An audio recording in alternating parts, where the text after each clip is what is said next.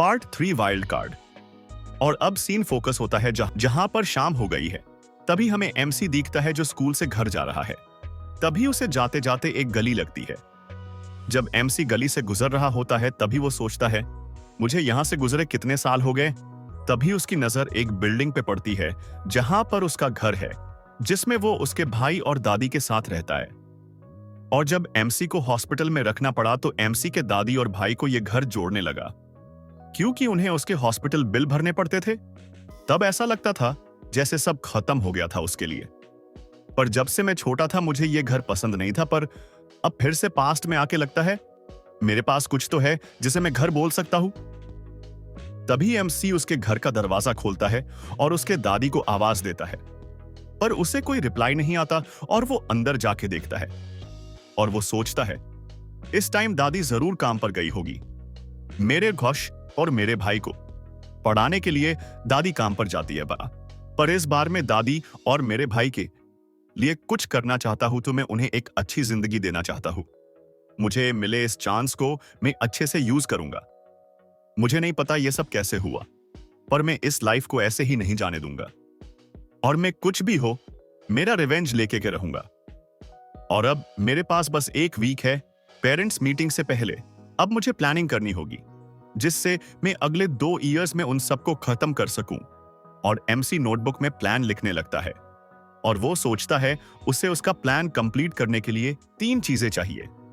First, उसकी खुद की पर्सनल मैन पावर जिससे वो स्कूल बुली बंद कर सके। उसके लिए उसे एक टीचर चाहिए जो उसे फाइट करना सिखा सकता है। सेकंड कंडीशन भी फर्स्ट कंडीशन जैसी ही है। एमसी को कुछ और लोग चाहिए जिनके पास भी उसी के जैसे गोल हो और उसे लोगों का सपोर्ट लगेगा, क्योंकि वो कुछ भी नहीं कर सकता अकेले, क्योंकि वो बस के फर्स्ट ईयर का स्टूडेंट है। उसके पास भले ही परफेक्ट प्लान है पर बिना पावर के वो किसी काम का नहीं है। और इसलिए मुझे जल्दी ही ऐसे लोगों को ढूंढना होगा जो उसकी मदद कर सकते हैं। अब थर्ड कंडीशन, ये सबसे इंपॉर्टेंट है, बैकग्राउंड। ज़रेनिया से ही मेरा प्लान सक्सेसफुल हो सकता है और अभी पेरेंट्स मीटिंग का प्रॉब्लम सॉल्व करने के लिए मुझे बैकग्राउंड की सख्त जरूरत है। पहले कंप्लीट करनी होगी। तभी सीन शिफ्ट होता है। अब नाइट हो गई है। तभी एक इंसान चीखता है, तुम सबको पता भी है मैं कौन हूं?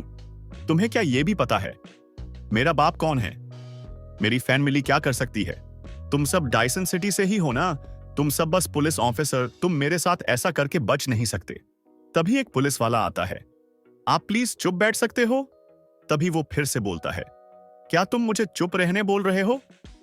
उसका नाम है Go Chang Beom, oldest son of Myeongjin construction company का। तभी वो एक चेयर को किक करता है और ये देखकर बाकी पुलिस वाले सोच रहे हैं, हम सबको पता है वो कौन है, किसको नहीं पता होगा कि वो कौन है। और अगर हमने कोई मिस्टेक की तो बहुत प्रॉब्लम हो सकती है। और अब जब उनके फैमिली में सक्सेसर वॉर चल रही है तो और प्रॉब्लम हो सकती है, पर हमें रूल फॉलो करने पड़ेंगे। पर तभी वो एक चेयर पर बैठ जाता है और पुलिस वाले सोचते हैं अब उसके पास कोई चॉइस नहीं है, जब उसने ही उन लोगों को फर्स्ट मारा है। तभी वो सोचता है अगर मैं ये सब सॉल्व नहीं सका तो मेरे लिए प्रॉब्लम हो सकती है। मेरे फादर ने अभी अभी अनाउंस किया है सक्सेशन वॉर के बारे में, जिस मेरा भाई और मैं बस एक दूसरे के खिलाफ है और किसी एक को ही सिलेक्ट किया जाएगा।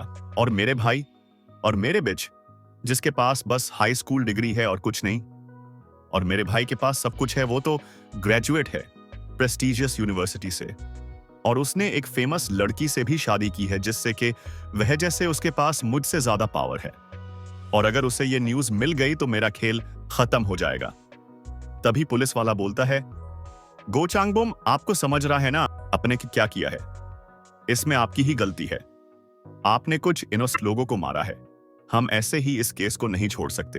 तभी वो बोलता है, तुम्हें समझ नहीं रहा मैं कब से बोल रहा हूं? उन्होंने मुझे फर्स्ट मारा। तभी वो पुलिस वाला बोलता है, ठीक है सर, मुझे समझ रहा है, पर आपके पास कोई प्रूफ नहीं है, हम कुछ नहीं कर सकते। तभी वो सोच रहा होता है मैं इस सब से कैसे बाहर निकल सकता हूं। पर तभी उसे एमसी दिखता है जिससे एक पुलिस वाला पूछता है, तुम यहां क्या कर रहे हो? तभी एमसी पुलिस वाले को बताता है, मैं यहां उस इंसान के लिए हुई, मेरे पास कुछ प्रूफ है और तभी एमसी उस पुलिस वाले को एक वीडियो दिखाता है जो देखकर वो पुलिस वाला शॉक हो जाता है। तभी हमें वो वीडियो दिखता है जिसमें कुछ लोग मिलकर गो चांगबोएम को मार रहे हैं, जिससे पुलिस को प्रूफ मिल जाता है कि गो चांगबोएम निर्दोष है। तभी एमसी बोलता है, मैं वहीं पर था जय जब ये सब हुआ। मुझे लगा वहां कोई सीसीटीवी नहीं है तो ये प्रॉब्लमैटिक होगा और मेरे जैसे बच्चे को एक प्रूफ जैसे यूज नहीं कर सकते। तो मैंने ये कार के कैमरा से ये वीडियो ली। इसने फर्स्ट फाइट स्टार्ट नहीं की, पर उल्टा उन्होंने ही इसे मारा और ये बस खुद को प्रोटेक्ट कर रहे थे। तभी वो एमसी के कंधे पर हाथ रखता है और बोलता है, ये सही बोल रहा है, मैं तुम्हें कब से यही समझा रहा था। तुम्हारा बहुत बहुत शुक्रिया, तुम्हारे वजह से मैं बच सका। तभी पुलिस वाला बोलता है, ठीक है सर, हम ये केस यही खत्म कर देंगे, मुझे माफ कर देना गो चांगबोम सर, मैं नेक्स्ट टाइम से ध्यान रखूंगा।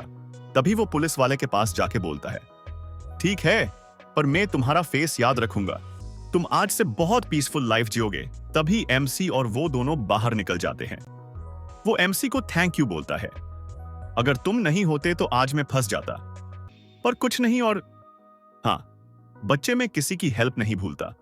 और वो एमसी को कुछ पैसे देता है जो एमसी ले लेता है और वो सोचता है इसके उम्र के बच्चे पैसे लेने से पहले बहुत सोचते हैं, पर इसने देते ही ले लिए और ये लड़का वीडियो भी लेके आया।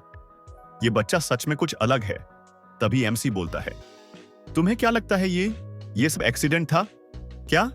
तुम क्या बोल रहे हो बच्चे? एमसी बोलता है, मुझे पता है तुम कैसे इंसान हो और अभी तुम और तुम्हारे भाई के बीच में सक्सेसर वॉर चल रही है। तभी वो गुस्से में बोलता है, तुम कौन हो और तुम्हें मेरे बारे में इतना सब कैसे पता है? और एमसी बोलता है, मैं कोई नहीं हूं, मुझे तो बस ऐसा लगा वो सब एक्सीडेंट नहीं था और मेरे पास इस सब का प्रूफ भी है और मैं तुम्हारी मदद कर सकता हूं। तो तुम क्या सोचते हो? तभी एमसी सोचता है, जब मैं कोमा में था तब इसकी न्यूज रोज आती थी, जिसके वजह से मुझे कुछ मैटर पता है उनके फेन मिली के। तभी एमसी उसे बोलता है, अगर तुम मुझे एक चांस दो तो मैं प्रॉमिस करता हूं आपको कोई हार्म नहीं होगा। वो एमसी की बातें सुनकर थोड़ा शॉक हो जाता है। तभी सीन शिफ्ट होता है एक होटल में जहां पर एमसी उसे ओरिजिनल वीडियो दिखाता है और एमसी बोलता है, मैंने बस हाफ पार्ट दिखाया है पुलिस को जिसमें वो तुम्हें मार रहे हैं, पर जैसा कि तुम देख सकते हो फर्स्ट हाफ में उन्हें देखकर लगता है वो किसी का वेट कर रहे थे और उन्हें देखकर स्टार्ट में तो यही लग रहा है कि वो ऐसे ही खड़े हैं, पर मुझे नहीं लगता ये कोई कोइंसिडेंट है। और जैसे ही तुम बाहर आए उन्होंने ने तुम पर अटैक कर दिया, जैसे कि वो तुम्हें फंसाना चाहते थे। पर तुम्हें नहीं लगता ये सब बहुत ही स्ट्रेंज है? और तुम्हें नहीं लगता जब से सक्सेशन वॉर चालू हुई है तब से तुम्हारे साथ बस सब कुछ गलत हो रहा है? क्या हो अगर कोई ये सब प्लान करके कर रहा हो? तभी वो सोचता है, मुझे लगा था ऐसा कुछ हो सकता है, पर मुझे मेरे भाई पर डाउट नहीं लेना था जो मेरे साथ ही बड़ापला है। तभी वो बोलता है, तो तुम ये सब मुझे क्यों बता रहे हो? एमसी सोचता है, इनके ये प्रॉब्लम और बढ़ने वाले हैं आगे जाके और इनकी कंपनी जिसे हर कोई जानता है यहां ये बाद में और फेमस हो जाएगी, पर इस कंपनी के दोनों बेटे गायब हो जाएंगे सक्सेशन वॉर के बाद और इसकी शुरुआत गो चंगसेओक से होगी। कुछ ही टाइम में कुछ ऐसा होगा जो मेरे जैसे स्टूडेंट को भी स्कूल टाइम में पता था। इसका भाई बाद में इसी से ही पकड़ा जाएगा जो सक्सेशन वॉर जीतने के लिए बहुत कुछ गलत कर रहा था और इन दोनों के लड़ाई के वजह से इनका बाप इन दोनों को कंपनी नहीं देगा और इससे बहुत प्रॉब्लम होने वाली है सबके लिए। फिर इसके बाप एक मैनेजर लेगा कंपनी को चलाने के लिए और इसके बाद सब फिर से धीरे धीरे ठीक हो जाएगा। तभी फिर से प्रेजेंट टाइम में सीन फोकस होता है जहां पर एमसी सोचता है, मैं खुद नहीं चाहता कि फ्यूचर चेंज हो, पर गो चांगबोम अच्छा इंसान है, पर वो थोड़ा सा गुस्सैल है और सेकंड सन वो बहुत ही खराब है और वो ये वॉर जीतने के लिए कुछ भी कर सकता है। मैं नहीं चाहता कि फ्यूचर चेंज हो, पर मेरे प्लान के लिए मुझे इस बार से इसकी जरूरत है और मुझे फर्क नहीं पड़ता फ्यूचर चेंज होने से। मैं मेरे रिवेंज के लिए जो करना है वो करूंगा और मेरे एक्शन से क्या होता है इससे मुझे कोई फर्क नहीं पड़ता, पर अगर इसने मेरा साथ दिया तो मैं इसकी भी हेल्प कर दूंगा सक्सेशन वॉर जीतने के लिए। तभी एमसी बोलता है, मैं तुम्हारी मदद करूंगा जिससे तुम चेयरमैन बन सकते हो म्योंगजिन कंस्ट्रक्शन का। तभी वो बोलता है, ओए तुम बस एक बच्चे हो और तुम्हें समझ रहे हैं तुम क्या बोल रहे हो? तुम बस स्कूल जाने वाले बच्चे हो।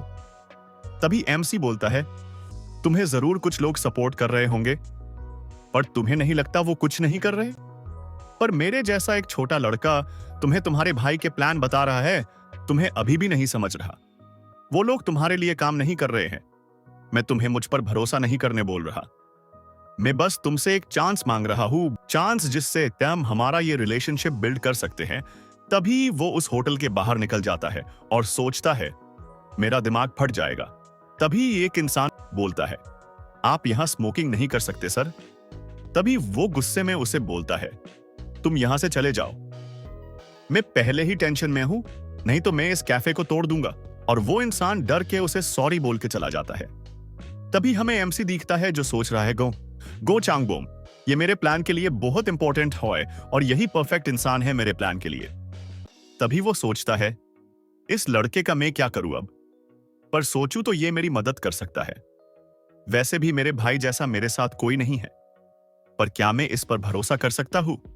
तभी उसे उसके बाप के वर्ड्स याद आती है, बेटा अगर तुम्हारे पास कोई स्किल नहीं है तो उन्हें साथ रखो जिनके पास स्किल है, भले ही उनकी उम्र, जेंडर, सिचुएशन जो भी हो। तभी वो सिगरेट फेंककर एमसी के पास जाता है। बच्चे मुझे तुम्हारा प्लान बताओ, मैं वो सुनकर मेरा डिसीजन लूंगा। तभी सीन शिफ्ट होता है जहां पर एक इंसान फोन पर बोल रहा है, तुम एक छोटा सा काम भी नहीं कर सकते, तुम सब किसी काम के नहीं हो। तभी वो अपना फोन फेंक देता है। पापा को अभी भी क्यों ऐसा लगता है कि उनका बड़ा बेटा किसी काम का है, वो क्यों कंपनी मुझे नहीं दे देते।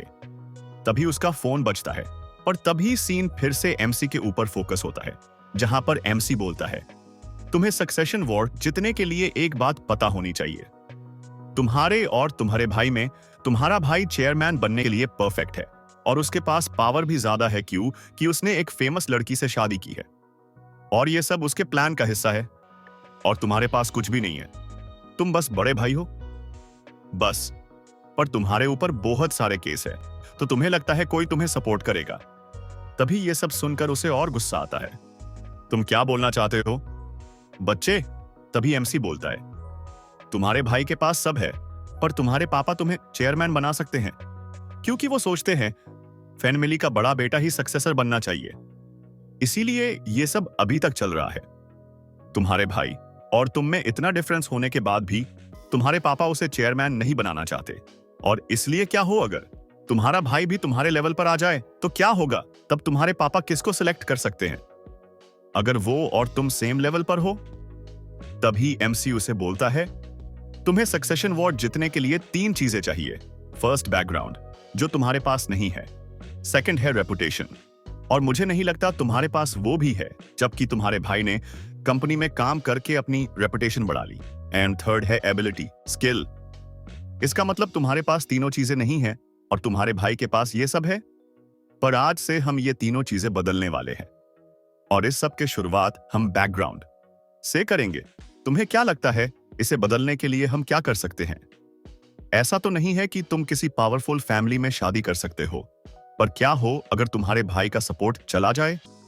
अगर हम उसे उसके वाइफ से सेपरेट कर देंगे, जिससे वो और तुम बैकग्राउंड में सेम लेवल पर आ जाओगे। और तभी हमें उसका छोटा भाई दिखता है जो बहुत डरा हुआ है, और एक लड़की दिखती है जिसे बहुत मारा हुआ है। उसके साइड में उसकी वाइफ बैठी हुई है। शायद से एमसी ने उसके भाई का अफेयर उसे वाइफ को बता दिया है।